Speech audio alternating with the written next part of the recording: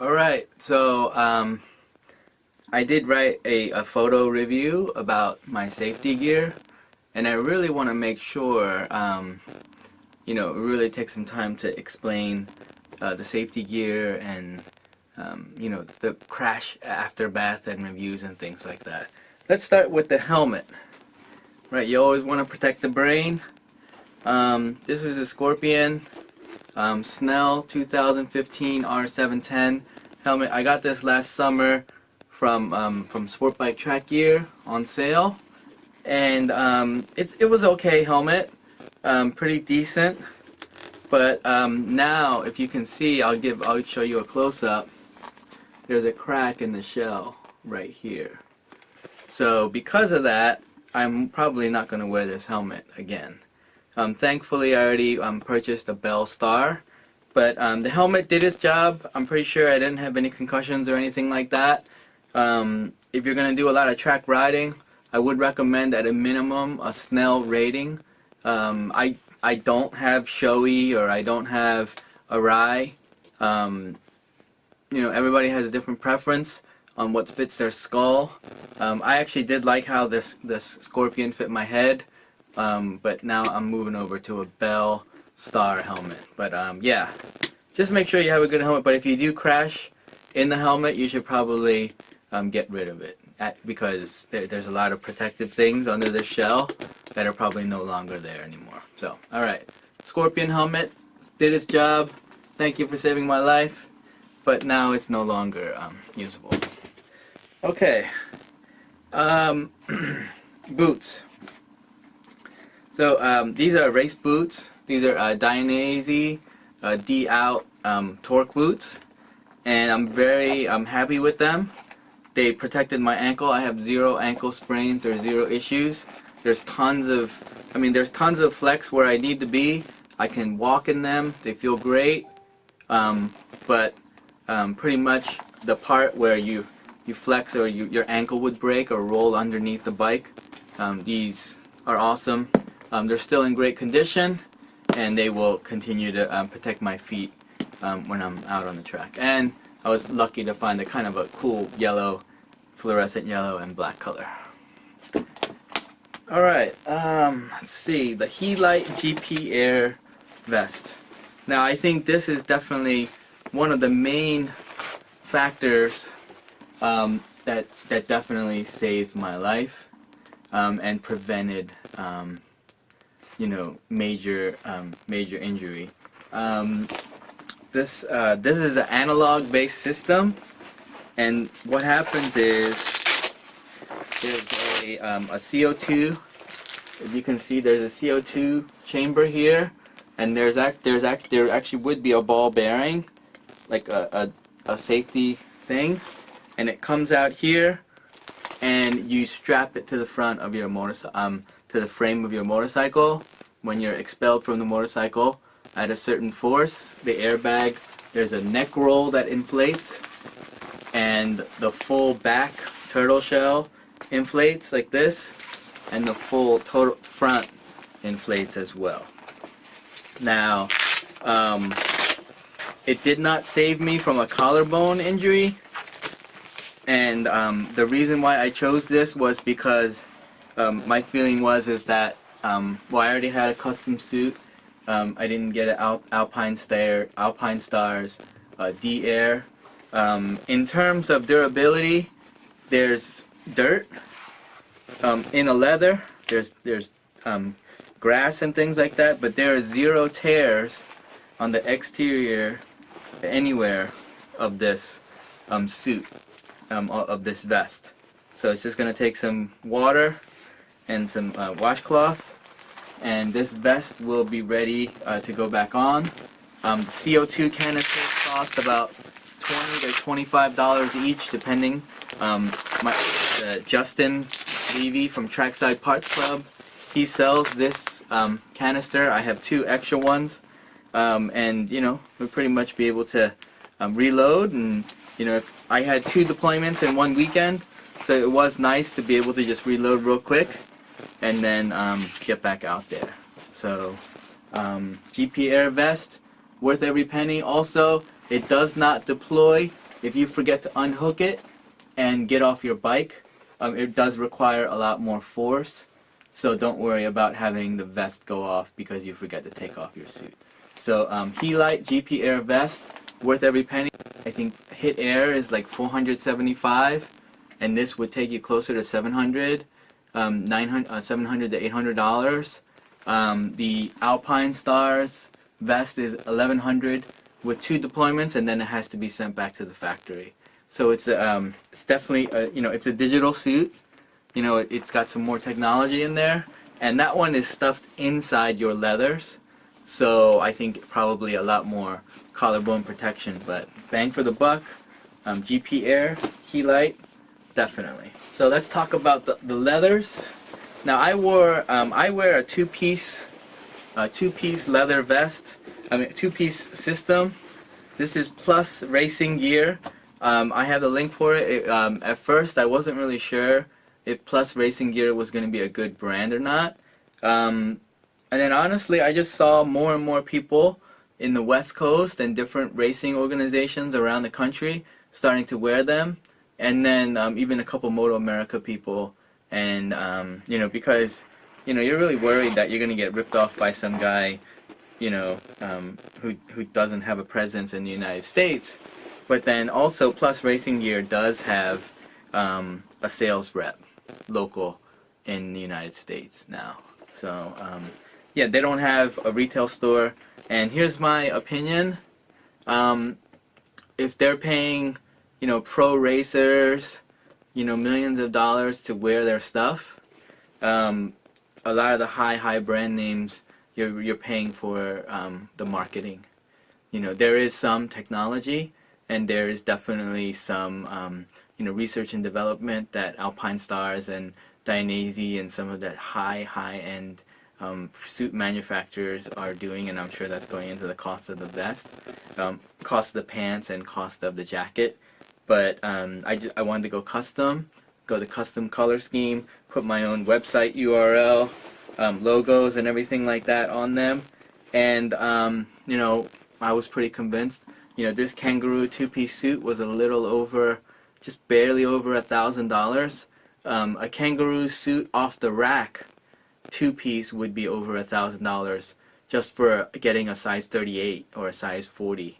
So value proposition-wise for me was pretty good, and that's the decision that I went with. So on the pants have gone down. I've gone down in these pants 3 times now, and the worst for wear is really on the knee, right here. I don't know if you can see it, but there's a little, like the second time I went down, this material got a little bit messed up, and then there's just a lot of abrasion because this is dyed Kangaroo leather, and then as you can see, like the URL is starting to lose some of its thing there. Super fabric, I added that to the suit, and really the worst for wear on the whole thing is the butt or the seat. And a lot of MotoGP riders like to put their name on their butt because it kind of looks cool. So Claim Ninja used to be on the butt, but it's gotten really worn out, and now after the last crash even, I'm getting a little bit of peeling here. But no tears in the leather at all, just a little bit on the stitching right here. I use the Woodcraft sliders. I think they're great. Just also they match the color. I wanted everything to kind of look good as well. But I got my URL there and everything like that. And then there's a little on this super fabric right here. A little bit of the stitching is coming up because when I went down. But overall, pants are still good. Now, some people ask, can you wear a two-piece suit and do serious racing or riding? I would say yes, but because on the 300s that we ride, we're not crashing at 180 miles an hour. So this zipper is super strong and it goes around my waist, and I don't ever have any fear that the zipper would break and my lower back would get all scraped up. But yeah, some people only want to do a one piece. when it comes to racing, it's their personal opinion. I know plenty of guys that wear two-piece for racing, and it's not a big issue at all. But given that this is starting to get really messed up, I'll probably use this as my backup suit pretty soon, and then I'm going to get another primary suit. Kangaroo leather again, it's lighter, and it's way more abrasion resistant. So, alright, so there's the pants. And let's talk about the jacket. It's got a built-in back protector here. It's like that CE back protector. You see it? You can open. You can take it out as well if you need to. It's got some inside, inside pockets, and I put my earplugs in there. It's got the inside zipper pocket where you can put. Actually, I got my earplugs in there right now. And it does give you some access to get to the leather and things like that. And I really do like this one because the two-piece, I could wear this in a regular riding situation as well.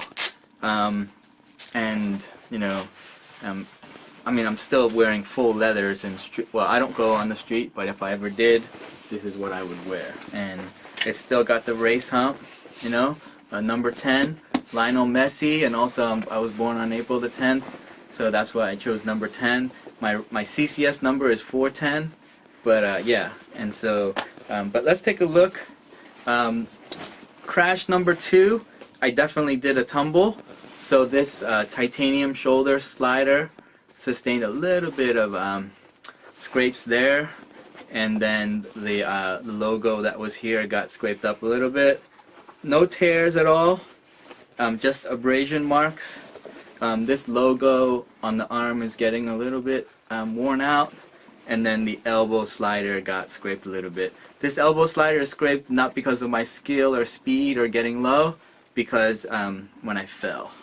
So, but yeah, the armor is all still intact. It's great. So let's take a look at this arm. Again, I went over, but I went over in the dirt. So there's no abrasion, it's just like dirt and mud. And then this is the other arm, and as you can see, there's like dirt trapped in the material. But no tears, nothing like that. I think that the jacket, when my body's ready to go back on the track, this jacket will be ready to go. So again, Plus Racing gear. Really awesome price, bang for the buck, but I'm seeing a ton of riders in America using it, so I have a ton of confidence in the product. Alright, so that's the jacket.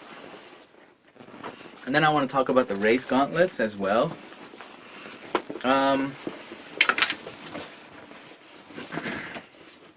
These are the Predator race gauntlets. And they really kind of check off all the marks. First, it's got the pinky and the ring finger webbing protection. It's got knuckle protection. It's got a strap on the top. It's got a Velcro strap on the bottom to tighten it up. It's got your palm slider, so that if you do go down like this, it's going to dissipate the heat. And then it's got just a great palm and internal Kevlar. So what can I say about these gloves? They're almost brand new. I just got them about a month ago, but they were great. They felt awesome when I rode with them, and they definitely protected me. It's got the palm slider, and it's got the super fabric on the outside fingers. But overall, I crashed in them like this. If you watch my video. And as far as I can tell, there's very little damage to the gauntlets. Also, the prices on these were pretty good. I ordered, and I think I got them in about 5 or 6 days. They were significantly cheaper than a pair of gloves from Dainese or even Alpine Stars.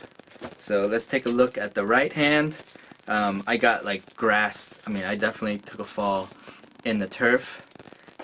But it's got the carbon fiber knuckle protector, same deal on this side, and as you can see, there's zero issues with you know, the leather or the palm. There's no scratches, no tears, or anything like that. Actually, I have a replica 5 race glove that I bought before this, and in my first crash, those kind of tore up a little bit. So now these are going to become my primary gloves for sure. So that's really it. Plus racing gear. In tune also with the Helite Air Vest. I'm going to endorse Helite more because the exterior of this vest is leather, so it's a lot more protective. So that, for me, that was a big deal. So, alright. Well, everybody have, thanks for watching the video. If you have any direct questions about any items, or you want to talk to a salesperson for Plus Racing, let me know. But when it comes to your gear, definitely don't go cheap. You'll